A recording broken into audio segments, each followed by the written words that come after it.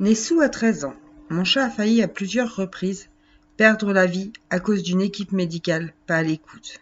Mon chat est un chat qui a été adopté à mon domicile et qui depuis ne quitte pas la maison.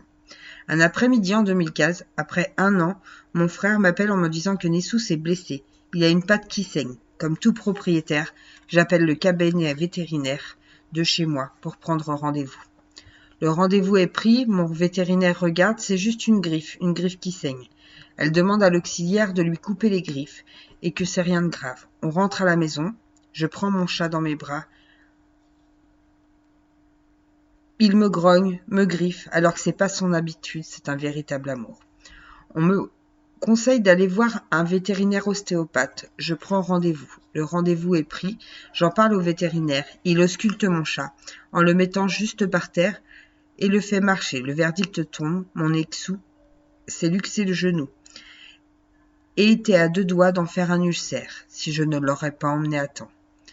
Un dimanche de 2016, tranquillement chez moi, assis sur mon canapé, mon chat se lève et descend de son fauteuil. Je vois mon chat essoufflé, comme s'il avait fait un marathon.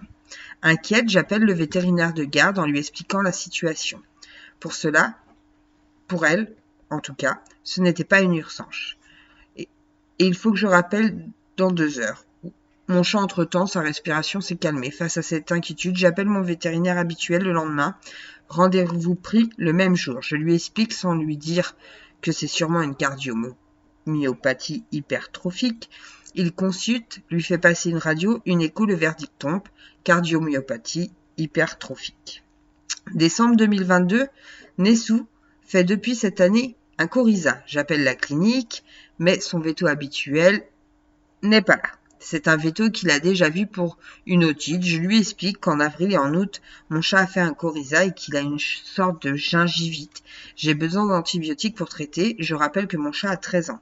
Pour lui, non, il ne fait pas de coryza. Pas besoin d'antibiotiques. Et regarde sa gencive et me dit non, c'est rien. Il a juste besoin d'un détartrage avec une anesthésie. Il regarde ni ses oreilles ni ses yeux, sauf son poids. Je retourne à l'accueil et j'explique à l'auxiliaire vétérinaire que mon chat doit subir un détartrage et qu'il va subir une anesthésie, mais je voudrais savoir quelle anesthésie car il a une cardiomyopathie. Sa réponse a été plus cinglante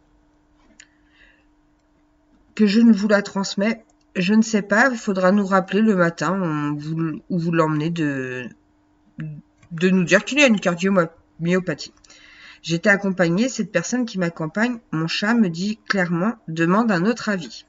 Vétérinaire au top, je lui explique ma venue et j'explique tous les antécédents de mon chat. Nessou est sorti de sa cage, tout calme, serein. Elle l'ausculte et me confirme que Nessou a un coryza. Regarde sa gencive et lui explique que le vétérinaire a dit qu'il devait subir un détartrage sous anesthésie et que l'auxiliaire ne m'a pas rassuré au vu de sa réponse. Elle me répond, votre chat a 13 ans, il a une cardiomyopathie et ce qui concerne l'anesthésie sur cette pathologie, ce sont des kamikazes. On évite au maximum. À plusieurs reprises, j'ai failli perdre mon chat à cause de la négligence et le manque d'écoute des vétérinaires et des assistantes vétérinaires qui les prennent en charge, alors que ce sont eux les professionnels médicaux de nos animaux.